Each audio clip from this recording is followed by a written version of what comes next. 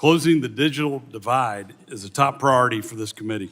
Too many Americans, particularly those in rural America, like so many places in my home state of North Carolina, lack access to reliable, high-speed broadband. With so much of everyday life requiring an internet connection, this is a vital need. Since 2020, Congress has provided billions of dollars to connect unserved Americans. The most significant effort is the Infrastructure Investments and Jobs Act, or IIJA.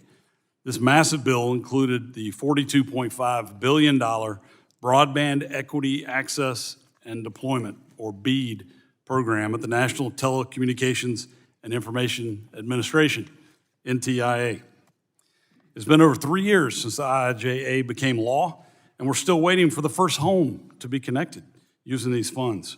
I think we should understand how this happened. First, FCC maps that Biden FCC Chairwoman Rosenworcel said would be ready in months, instead took much longer to develop. Then the Biden-Harris administration saddled the BEAD program with regulations unrelated to broadband to appease left-wing interest groups. These included technology preferences, burdensome labor rules, and climate change requirements, to name a few. Worse, the Biden administration flagrantly ignored the law by forcing states to regulate broadband rates before NTIA would approve their proposals, even though the law explicitly prohibits rate regulation. These actions did nothing to deploy broadband, but instead created confusion while making the program less attractive to providers and deployment more expensive.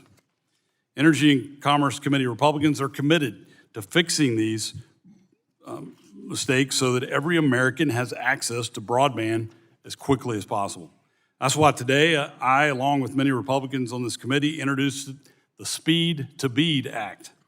This bill would eliminate the burdensome Biden regulations so that we can get money out the door, shovels into the ground, and broadband into as many homes as possible.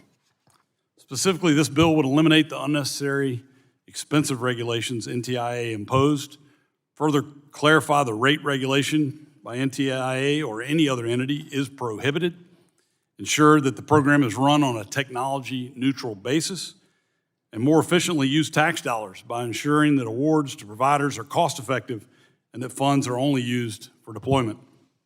These changes to the BEAD program can be implemented quickly, provide certainty to the states, and not hinder the progress that states have already made. And I'm excited to hear that Secretary of Commerce Howard Lutnick just a few minutes ago announced that he's launching a review of the BEAD program to cut red tape, eliminate waste, and make sure Americans get connected faster. I'm thrilled to have him join me in this effort. Reforming BEAD is one important step to ensuring every American has access to broadband, but it's not enough. We also need to reform the permitting process for broadband projects. If we do not reform this process, all of the money will get tied up in burdensome permitting reviews, resulting in more unnecessary delays. For the past 3 Congresses, Energy and Commerce Republicans have introduced legislation to streamline the broadband permitting process. We have proposed codifying existing shot clocks to provide predictability in state and local permit reviews, exempting previously disturbed lands from duplicative and burdensome environmental and historic preservation reviews, and instilling transparency and urgency in permitting on federal lands.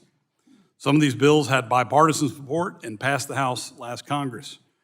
I wish my Democrat colleagues had been willing to work with us on the most meaningful reforms, which were included in Representative Buddy Carter's American Broadband Deployment Act.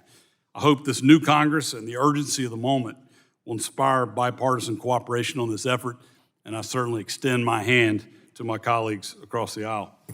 We must do everything we can to remove these unnecessary barriers to deployment.